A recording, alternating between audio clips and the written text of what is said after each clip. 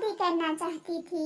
बहन, आपकी बेटी को कोई काम वाम भी करना आता है या नहीं? मेरी बेटी घर के सारे काम कर लेती है, जैसे भोजन की खोज को जाना, घोंसले की मरम्मत करना और घर की सफाई सुथराई सब कर सकती है मेरी बेटी। मम्मा, फिर तो मेरी पत्नी बहुत अच्छी होगी। मेरी पत्नी को तो भोजन की खोज करना भी आता है।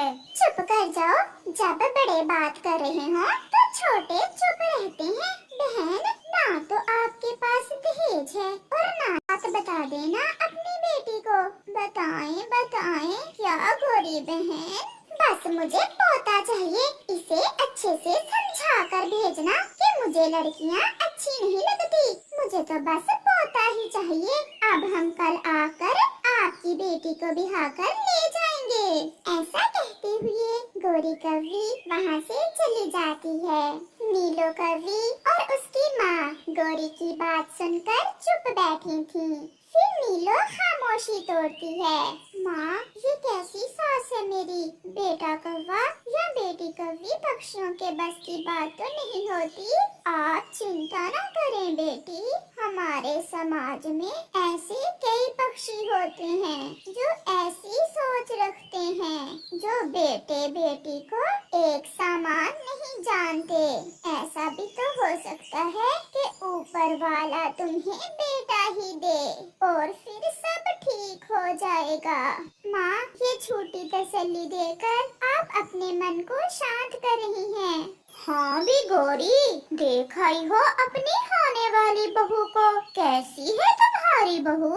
पिताजी, मेरी पत्नी बहुत सुंदर है। उसे सारे काम भी करने आते हैं जो मम्मा को अभी तक नहीं आते। फिर गौरी अपने बेटे की तरफ घूर कर देखती है। दहेज में कुछ भी नहीं देंगे। मैंने भी बता दिया है उसकी माँ को, अगर मुझे पहला पोता देगी तो ऐश करेगी। अगर ऐसा ना हुआ तो क्या क्या मार दोगी तुम उसे? ये तो समय ही बताएगा। अच्छा, अब चुप कर जाओ, मुझे बहुत नींद आ रही है और वैसे भी कल अपने जग्गू को बिहाने भी जाना है। फिर वो सब सो जाते हैं। दूसरे दिन गौरी कवि जग्गू को साथ लेती है और उसकी शादी करने के लिए दूसरे जंगल चली जाती है। गौरी अपने बेटे की शादी करके अपनी बहू को अपने साथ ले आती है। आज पहला दिन है तुम्हारा, इसलिए आज का भोजन मैं ले आती हूँ। कल से अपना काम संभाल लेना। सासू माँ, हमारे परिवार में तो ऐसा नहीं होता। मेरे तो पापा जाते हैं भोजन लेने। क्या ससुर जी या फिर जग्गू नहीं जाते बाहर के काम करने? अगर मेरे जग्गू का नाम लिया तो जबान खींच लूंगी तुम्हारी। क्या अब मेरा जग्गू तुम्हारे लिए भोजन लेकर आएगा? मम्मा, इसमें बुरा ही क्या है? अगर मैं अपनी पत्नी के लिए भोजन ले भी आया तो? लगता है तुम्हारी शादी करके मैंने गलती ही की है। पहले ही दिन जादू चल गया है तुम पर इस मनहूस का। गौरी की बहू बहुत अच्छे दिल की थी। वो अपनी सास की किसी बात का बुरा न मानती थी। वो अपनी सास को खुश रखने की पूरी कोशिश करती। वो भोजन लेने भी जाने लगी थी। वो अपनी सास के लिए तरह तरह के फल लेकर आती, मगर उसकी सास उससे कभी खुश न होती थी। ये कैसा फल है? ये तो खट्टा है। सासू ने अंगूर खाकर देखे, ये बहुत मीठे हैं। ऐसे ही कुछ दिन गुजर जाते हैं और फिर एक दिन गौरी की बहू एक अंडा देती है, जिसे देख सब बहुत खुश थे। सासू माँ, अब वो दिन दूर नहीं जब हमारे घर में छोटे से पक्षी की काई काई होगी। हाँ, मगर उससे पहले मुझे जांच करना होगी कि इस अंडे से बेटा कौवा निकलेगा या बेटी कौवी। लाओ ये अपना अंडा मुझे दो, मैं अभी बुलबुल से इस अंडे का टेस्ट करवा कर लाती हूँ। नहीं सासू माँ, मैं अपना अंडा आपको नहीं दे सकती। मुझे ना सुनना बिल्कुल भी पसंद नहीं है। जो मैं कहती हूँ वो करो। नीलो, करने दे माँ को जो कर रही। फिर गौरी कवि अपनी बहू से अंडा लेकर बुलबुल के पास चली चली जाती है।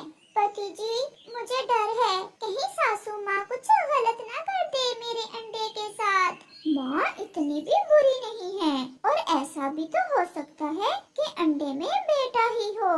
आप भी मेरी मम्मा की तरह झूठी तसल्ली ही दे रहे हो खुद को। और अगर बेटी कौवी हुई तो फिर क्या सासू माँ मेरा अंडा सुरक्षित घर ले आएंगी? ये सुनकर उसका पति जग्गू कौवा खामोश रहता है। ये लो बुलबुल, 10 दाने चावल के और साथ ये 2 दाने ज्यादा।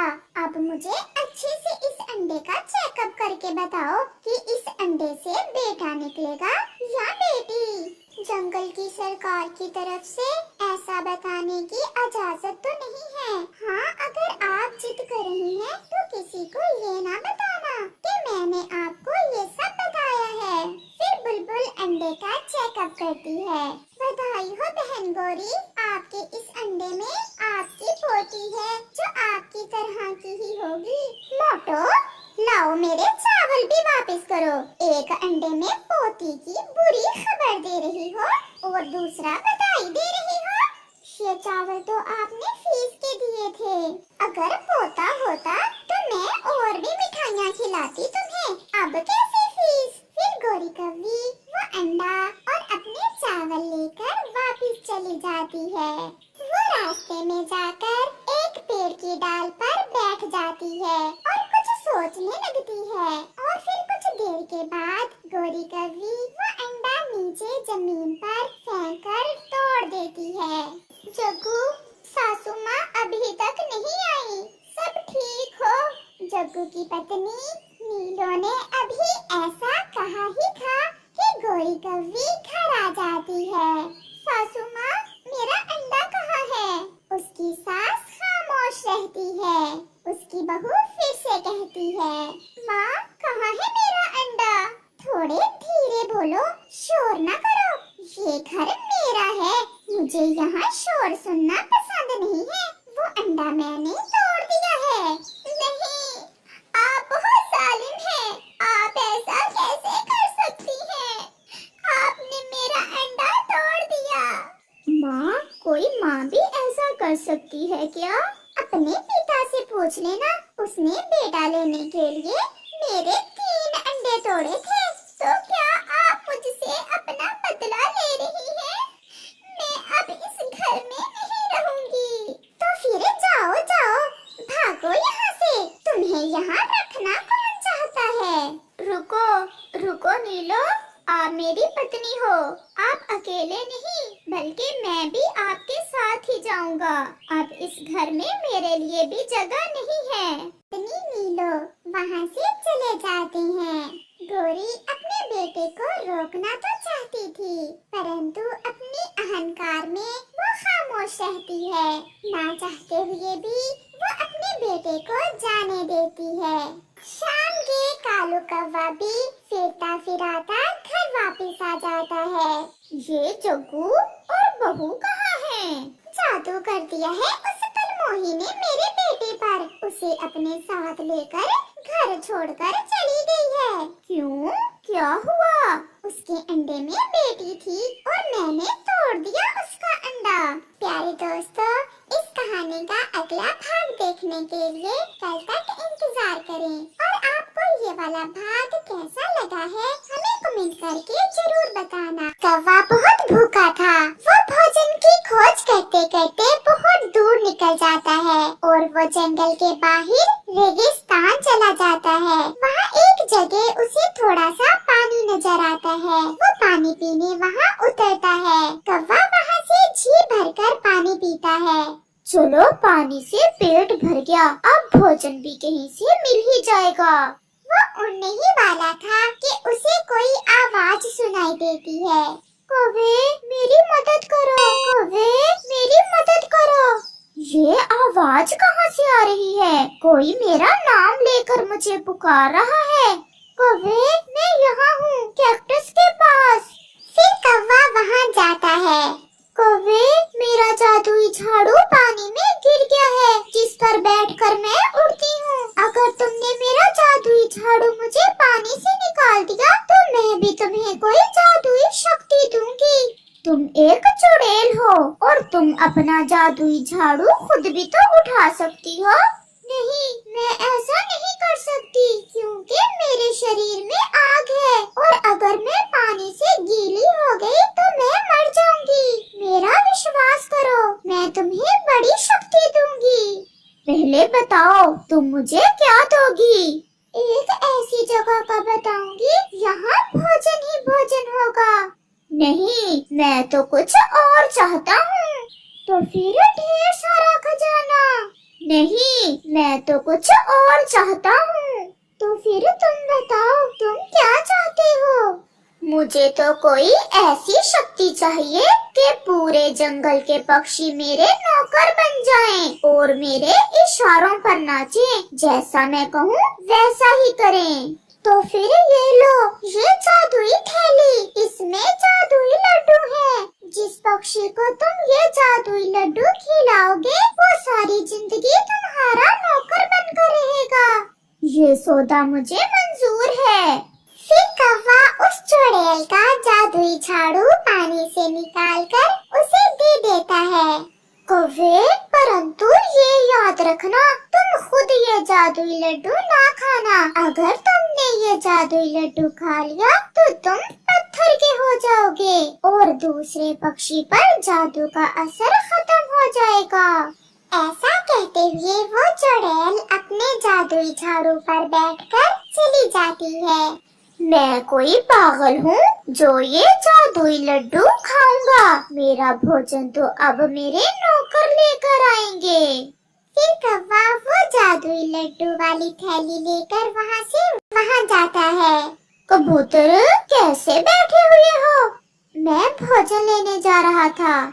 तुम मेरे दोस्त तो नहीं हो, परंतु फिर भी ये एक लड्डू मैं तुम्हें दे रहा हूँ। तुम इसे खा लो, क्या ही याद करोगे।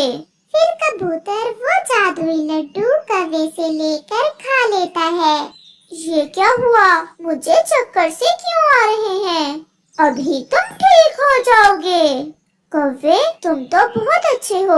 मैं तो ऐसे ही हमेशा तुमसे लड़ाई करता था। आज से मैं तुम्हारा नौकर हूँ। जैसा आप कहेंगे मैं वैसा ही करूँगा। हा हा हा हा, सच कहा। आज से तुम मेरे नौकर हो क्योंकि तुमने मेरा जादुई लड्डू जो खा लिया है। अब जल्दी से जाओ और बुलबुल के घोंसले में जो अंडा है उसे जाकर तोड़ दो और जल्दी से वापस मेरे घोंसले में आ जाओ। जो आदेश मेरे मालिक का। फिर कबूतर वहाँ से चला जाता है और कबूतर बुलबुल के घोंसले से अंडा उठाकर नीचे फेंक देता है। बुलबुल भी वहाँ आ जाती है। जालिम कबूतर, ये तुमने क्या किया? तुमने मेरा अंडा तोड़ दिया। मैंने क्या बिगाड़ा था तुम्हारा? ये मेरे मालिक कालू कौवे का आदेश था और मैं अपने मालिक का हर आदेश मानूंगा। फिर कबूतर वहाँ से चला जाता है। बुलबुल रोती हुई चिड़िया की तरफ जाती है। ओए तोते, मिर्ची खा खा कर तुम्हारा मुंह कड़वा नहीं होता क्या? क्या करूँगा मैं? कोई मीठी चीज खाने को मिलती भी तो नहीं है। मेरे पास कुछ लड्डू हैं, मीठे मीठे। ये लो, एक लड्डू तुम भी खा लो, क्या ही याद करोगे। तोता तो मीठे लड्डू देखकर कुछ सोचे बिना ही एक लड्डू कौवे से लेकर खा लेता है। कौवे, तुमने मुझे अपना स्वादिष्ट लड्डू दिया है। आज से मैं तुम्हारी हर बात मानूंगा। जैसा आप कहेंगे मैं वैसा ही करूँगा। आज से मैं आपका नौकर हूँ। तो फिर नौकर जी, जाओ और चिड़िया से भोजन छीन लाओ। भागो भागो, जल्दी जाओ। जो आपका आदेश मालिक जी। फिर तोता वहाँ से जाता है।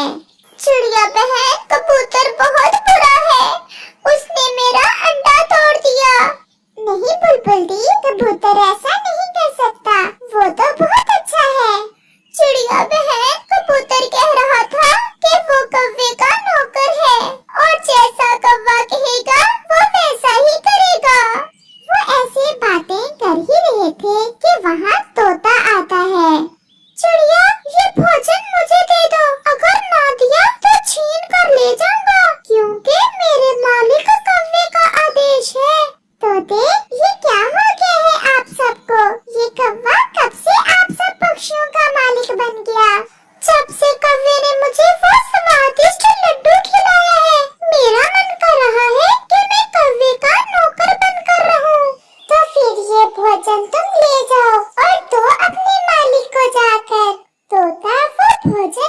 और वहाँ से चला जाता है। चिड़िया बहन, आप भी कौवे पर भरोसा कर बैठी? नहीं बुलबुल बहन, वो कौवा जरूर कोई खेल खेल रहा है। अब तो वो दुष्ट कौवा सब पक्षियों को अपना नौकर बना लेगा। फिर जंगल में रात हो जाती है और चिड़िया कौवे के घर के पास जाकर छुप जाती है। मैं मालिक बन गया तोते और कबूतर का, और कल ये जादुई लड्डू चिड़िया को भी खिला दूंगा और फिर चिड़िया भी मेरी नौकर बन जाएगी। तो ये बात है, कौवा पक्षियों को ये जादुई लड्डू खिला रहा है। इन लड्डुओं को देख खाने को तो मेरा भी बहुत मन कर रहा है, परंतु मुझे खुद को इन्हें खाने से रोकना होगा, क्योंकि अगर ये लड्डू मैंने खा लिए तो मैं पत्थर का बन जाऊंगा। घबराओ ना काले कौवे, ये लड्डू मैं तुम्हें खिलाकर पत्थर का बनाऊंगी। चिड़िया चुपकर बैठी रहती है और फिर जब आधी रात होती है तो कालू कौवा सो जाता है और फिर चिड़िया आहिस्ता से कौवे के घर में खिड़की से घुस जाती है और चिड़िया कौवे का एक जादुई लड्डू चुराकर वहाँ से भाग जाती है। दूसरे रोज कौवा भी उठ जाता है। चलो आज मैं चिड़िया की तरफ जाता हूँ और चिड़िया को ये अपना जादुई लड्डू खिलाकर अपना नौकर बना लेता हूँ। फिर कौवा अपने घर से उड़ता है। रास्ते में उसे तोता मिल जाता है। मालिक, मालिक, मैं आपकी तरफ ही जा रहा था। आज मैं आपके लिए क्या करूं? वाह वाह, नौकर हो तो तुम जैसा। आज तुम जाओ और जाकर कबूतर की पटाई करो और अच्छे से पटाई करना। मालिक जी, जैसे आपका आदेश, मैं कबूतर की अच्छे से पटाई करूंगा। फिर तोता वहाँ से चला जाता है। फिर कौवा भी चिड़िया के पास पहुँच जाता है। चिड़िया बहन, क्यों ना आज कुछ मीठा हो जाए? मीठा? नहीं नहीं कौवे भैया, मीठा खा खा कर तो मेरा दिल भर चुका है। मुझे तो कुछ स्पाइसी खाने को मन कर रहा है। मेरे पास बहुत स्वादिष्ट लड्डू हैं। एक बार खाकर तो देखो, ये बहुत मजे के हैं। मैं जरूर खाती, परंतु कौवे भैया, मेरे पास पूरे 10 लड्डू थे। मैंने सब खा लिए हैं और बस एक ही बचा है। मैं सोच रही हूँ कि उसे नदी में फेंक देती हूँ। कौवा चिड़िया के पास लड्डू देखकर लालच में आ जाता है। मैं अपने लड्डू तो खा नहीं सकता, क्यों ना ये लड्डू जो चिड़िया के पास है वो मैं ही लेकर खा लूं। कौवा ऐसा सोच रहा था। कौवे, दुष्ट कौवे, एक बार खा तो सही ये लड्डू, फिर देखना कैसे तुम पत्थर के बन जाओगे। चिड़िया ऐसा सोच रही थी और फिर कौवा चिड़िया से कहता है, चिड़िया बहन, नदी में फेंकने की क्या जरूरत है? लाओ तो मैं खाकर देखूं, तुम्हारे लड्डू ज्यादा स्वादिष्ट है या मेरे? ऐसा कहते हुए कौवा चिड़िया का वो लड्डू उठाकर खा लेता है। वो लड्डू खाते ही कौवा कहता है, ये मुझे चक्कर क्यों आ रहे हैं? क्योंकि कौवे, तुमने अपना ही जादुई लड्डू खा लिया है। ये लड्डू मैंने तुम्हारा ही चुराया था। क्या तुमने? कौवे ने इतना ही कहा था कि वो पत्थर का बन जाता है। तोते यार, ये हम आपस में क्यों लड़ रहे थे? मुझे तो खुद नहीं पता हम क्यों लड़ रहे थे। मैं कौवे के कहने पर तुम्हें मारने आया था। ये हमें क्या हो गया था? हम कौवे को अपना मालिक क्यों समझने लग गए थे? चलो तो चिड़िया से जाकर पूछते हैं। वो चिड़िया के पास जाते हैं। चिड़िया उन्हें सारी बात बताती है। तो इस गंदे कौवे ने अपने जादुई लड्डू खिलाकर हमें अपना नौकर बना लिया था और मैंने इसे इसका जादुई लड्डू ही खिलाकर पत्थर का बना दिया है। अच्छा किया चिड़िया, इसे इसकी सजा जरूर मिलनी चाहिए थी। फिर तोता चिड़िया से भोजन छीनने की माफी मांगता है और कबूतर बुलबुल से अंडा तोड़ने की भी माफी मांगता है और सब खुशी खुशी रहते हैं।